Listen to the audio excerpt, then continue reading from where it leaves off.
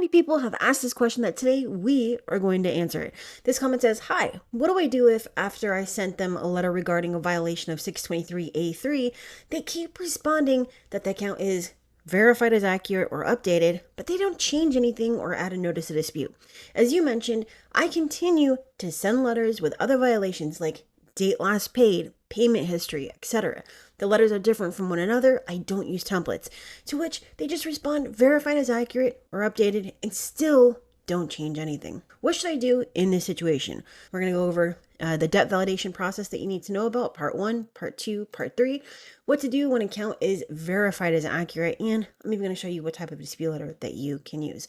Now, if you are here for the first time, my name is Kristen. I fix credit for a living, and I can also show you how to do this yourself and have been doing so for 10 years right here on YouTube with over 8 videos. Let's go over the first part, and that is going to be where they don't put the notice of dispute, because this is the most important part of this.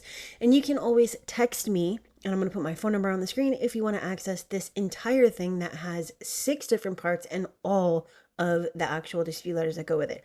And there's over 20 letters. Okay, so part 1, you need to know what FCRA 623A3 is. This is where they have the duty to provide notice of dispute. So this section says, the person may not furnish the information to any consumer reporting agency without notice that such information is disputed by the consumer. This means that if you dispute it and they don't put it on there, it can no longer report. And FDCPA is basically the same thing, including the failure to communicate that a disputed debt is disputed. How much time do they have? They have 30 days. It has to be 30 days. Where do we see this? Well, let's go look at part 3. And this is going to be 623A, duties after notice of dispute from consumer reporting agency. It is, in fact, days. This is what they have to do. They have to conduct an investigation. They have to report the results to the FCRA, complete the steps within 30 days from the date the FCRA receives the dispute, or 45 days if the consumer later provides relevant additional information to the FCRA, and then promptly modify or delete the information or block its reporting. The sentence would appear something like this: consumer has disputed the validity of this item. Again, number 1, 30 days. Number 2, cannot report without this on there. What you need to understand is that 9 times out of 10, they're just not going to do it in time, or they're not going to do it at all. And it's damages up to $1,000 per occurrence. But before you get all hyphy about $1,000 per occurrence, what if you could just have it deleted? Don't you think that they would rather delete it than pay you $1,000?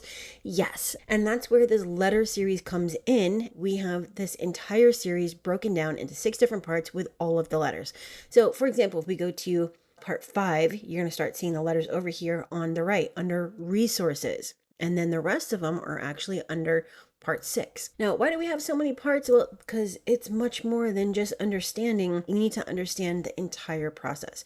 And to do that, you may want to contact me to get access to this, but I'm giving you the condensed version of this. If they don't put this on there, now you can write them and say, and this is directly to the credit bureaus, failure to enter notice of dispute, delete for violation of FCRA 623A3. You would state that you disputed on X date. They were required to enter the notice of dispute by Y date, and they didn't, and now they need to remove it. If they don't do that, you would go on to the rest of the letters that are part of that series. Here's something else that you can do, because again, this commenter said they didn't enter the notice and they verified and they continue to verify, and they also utilized these other facts. And I really like that this person broke down exactly what they did, and they did what they were supposed to. But what do you do now?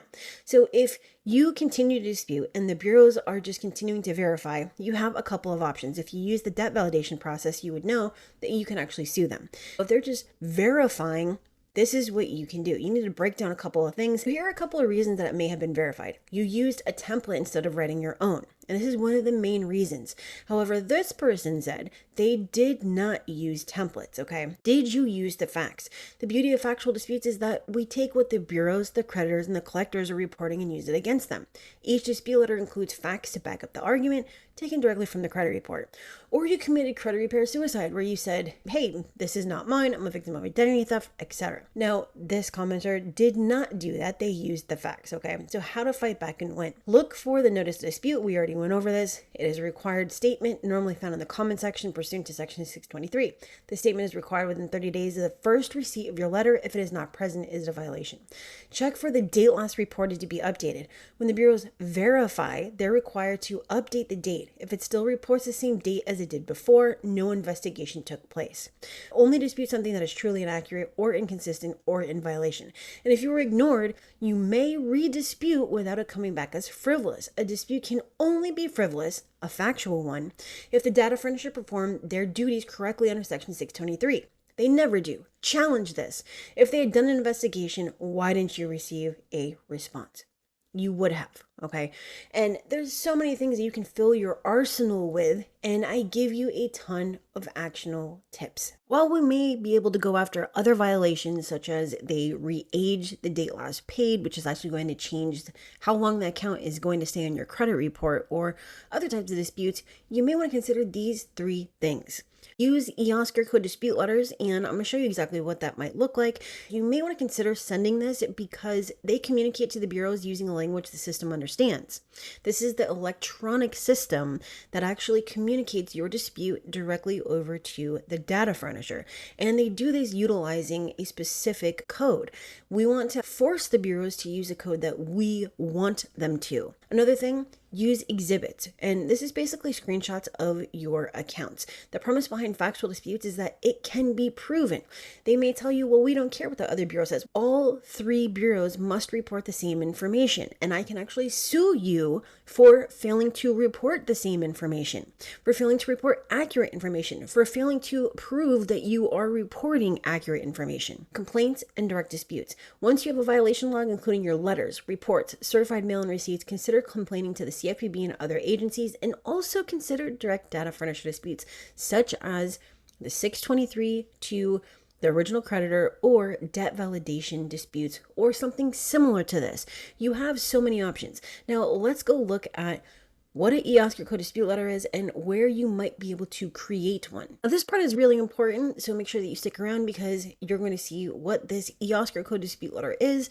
All right, so this is the e-Oscar code dispute letter, and yes, it is purposely in purple or dark pink ink. So this letter uses very specific language, and it's actually going to include the disputes to the bureaus using e-Oscar codes. Now, e-Oscar code would be something like this. This is live automation. It's an app that I created right inside of Google Sheets. And let's say that you wanted to create an e-Oscar code dispute letter. We're actually going to tell the system that we want to do that by checking this off right here. And we're going to choose a code. And we do this not by choosing a number. We're actually going to have the number assigned by choosing a reason. And this is a claim that's going to most closely fit what you're disputing. So not his, not hers, belongs to another individual, not aware of collection, late due to change of address, never received statement, settlement, or partial payments accepted. These are some of the different codes, and these are actually all of the codes. And then we have claims inaccurate down here at the bottom. It's actually going to put that on my dispute letter, and it's not going to say claims inaccurate information. It's going to say code, let's say 103. Okay.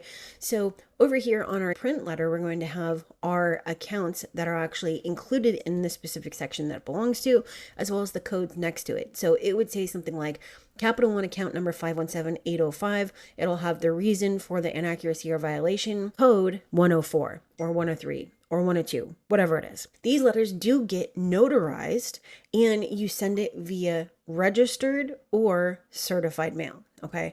And so this, we're not going to go over this letter in specifics, but it has very specific language in it. And again, that notary stamp is going to be here on the bottom. Now, where would you be able to create one of these?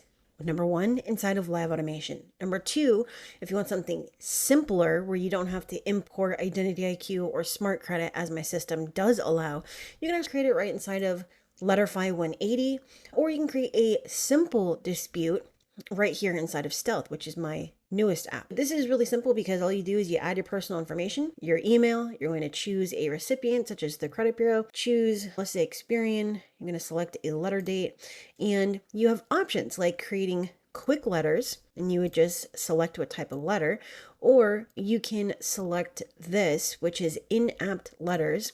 You would choose a bureau letter or one of the other options, such as creditor, collector, or creditor and collector, it's going to load your letter options and you would pull it up. Let's say that we are choosing inaccurate information.